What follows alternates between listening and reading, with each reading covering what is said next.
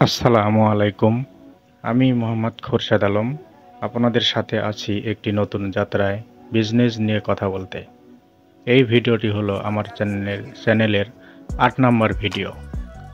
এই ৮ নম্বর ভিডিওতে আমরা জানব ছোট দোকানে মজুত রাখার বুদ্ধিমত্তার টিপস।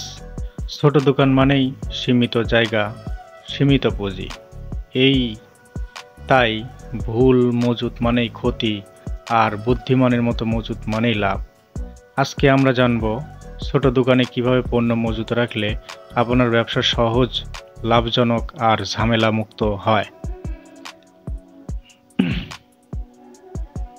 ছোট দোকানে অনেক আইটেম রাখার দরকার নেই, যেগুলো নিয়মিত চলে, যেমন চিনি, চা, বিস্কুট, সাবান, toothpaste, chips, toffee, mobile recharge.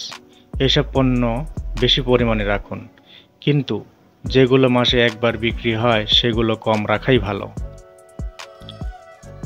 সময় বুঝে মজুত করুন। ঋতু বা বিশেষ সময় অনুযায়ী পণ্য রাখুন। গরমকালে ঠান্ডা পানীয়, বরফ, পাউডার; বর্ষাকালে ছাতা, চটপটি, মশলা; শীতে কফি, গরম তেল মশলা, সোয়েটার। রোজা, ঈদ, পূজার সময় বেশি বিক্রি হয় এমন পণ্য মজুত রাখুন, কিন্তু মেয়াদ দেখে রাখবেন। পুরনো মাল জমিয়ে রাখবেন না। অনেকেই দোকানে পুরনো মাল রেখে দেয়, ভাবেন বিক্রি হয়ে যাবে, কিন্তু সমস্যা হলো মেয়াদ ফুরিয়ে যায়, পণ্য নষ্ট হয়ে যায়, দোকানের জায়গাও নষ্ট হয়। যা 1 মাসে না বিক্রি হয় সেটা আবার নতুন করে মজুত করা ঠিক না। পুরনো মাল অফার দিয়ে বিক্রি করুন, ফ্রেশ মাল রাখুন।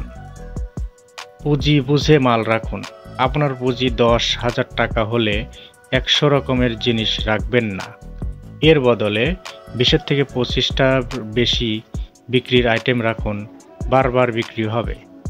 লাভের টাকা দিয়ে ধীরে ধীরে নতুন আইটেম যোগ করুন। এই পদ্ধতি আপনার পুঁজি ঘুরিয়ে ফিরিয়ে বাড়াবে। রেজিস্টার খাতা ব্যবহার করুন। পণ্য কখন আনলেন, কত বিক্রি হলো, এসব খাতা বা রেজিস্টারে লিখে রাখুন। এতে বুঝতে পারবেন কোন পণ্য কবে শেষ হবে, কোনটা বিক্রি বেশি হচ্ছে। চাইলে মোবাইলে সহজ অ্যাপ ব্যবহার করেও হিসাব রাখতে পারেন, যেমন প্লে স্টোরে গিয়ে কথাবুক, মাই স্টোর, হিসাবি বিজনেস ম্যানেজার বা হিসাবি খাতা, এগুলো আপনি দেখতে পাবেন। ছোট দোকানে মজুত যদি ঠিকভাবে না করেন তাহলে লাভের বদলে লস হবে, আর যদি বুদ্ধিমত্তার সাথে করেন প্রতিদিনের বিক্রিও বাড়বে, দোকানও হবে গোছানো। স্মার্ট দোকানদাররা অল্প জিনিসেই বড় লাভ করে। আপনি পারবেন না কেন? আপনিও পারবেন, অবশ্যই পারবেন। ভিডিওটি ভালো লাগলে একটা লাইক দিয়ে উৎসাহ দিন। কমেন্ট করে জানান আপনার দোকানে কোন কোন পণ্য সবচেয়ে বেশি চলে। আর এমন আরও ব্যবসায়ী টিপস পেতে চ্যানেলটি সাবস্ক্রাইব করতে ভুলবেন না। এতক্ষণ সাথে থাকার জন্য অনেক অনেক ধন্যবাদ।